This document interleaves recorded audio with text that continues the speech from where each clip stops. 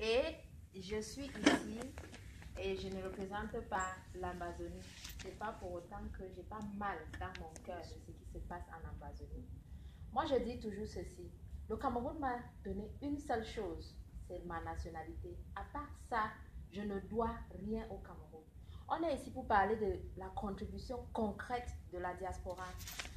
Ce qui doit être inscrit en chacun de nous, c'est cet esprit de sacrifice.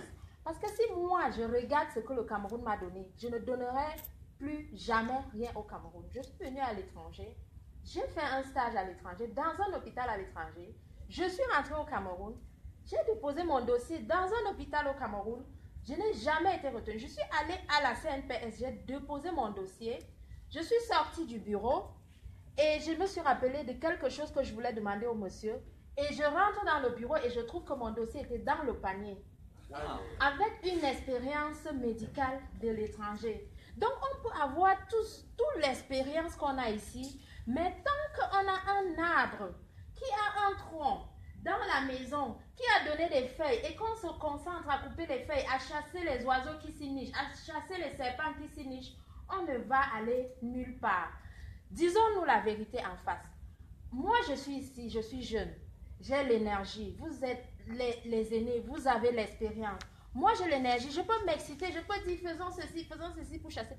On est bien au courant que si on ne coupe pas le tronc, on a toujours utilisé des petites machettes, on a toujours utilisé des lames de rasoir pour essayer de couper le tronc. On n'a pas pu. Mais moi, je pense qu'on doit se concentrer sur le tronc. Arrêtez de nous dire qu'on va sponsoriser les choses au pays. Moi, j'ai une amie au pays. Je lui ai envoyé de l'argent. Elle est sortie de l'université, elle a une licence. Je lui ai envoyé de l'argent. Avec son mari, ils ont commencé un poulailler à Douala. Elle est partie à la mairie, il y avait tellement de choses. À chaque fois, elle m'appelait pour me dire, il y a telle chose qu'on me demande à la mairie, on me demande telle chose à la mairie. Elle ne s'en sortait plus, la pauvre. Elle avait plus de 1000 poulets dans le poulailler. Et la mairie, parce que cette fille, elle est intègre, elle a refusé de donner de l'argent à quelqu'un à la mairie. La mairie a décidé de fermer son poulailler. Quelqu'un s'est levé dans le quartier et dit nuisance sonore. Les autres ont dit ça sent mauvais. Avant qu'on ne lui donne l'autorisation d'ouvrir ce poulailler dans ce marécage, est-ce qu'on ne savait pas qu'il devait avoir nuisance sonore? Parce qu'elle a refusé de donner de l'argent que quelqu'un demandait qu'il ne devait pas avoir. Elle a refusé d'entrer dans cette mafia-là. On lui a demandé de fermer son poulailler. On lui a donné 2 semaines. Ma pauvre amie, elle s'est battue comme elle a pu avec son mari. Ils n'ont pas pu récupérer la moitié de ce poulailler. Il a fallu qu'elle recrute des gens pour tuer les poulets, garder dans le congélateur. Elle a fait ce qu'elle pouvait parce qu'on lui a dit on te donne 2 semaines, il faut que tu nous dégages de là. Donc laissez-moi ces histoires qu'on va rester à la diaspora, envoyer de l'argent pour sponsoriser. Je ne suis pas d'accord. Moi je dis, on est ici pour réfléchir sur comment faire partie M. Biya. On a une occasion qui se présente à nous.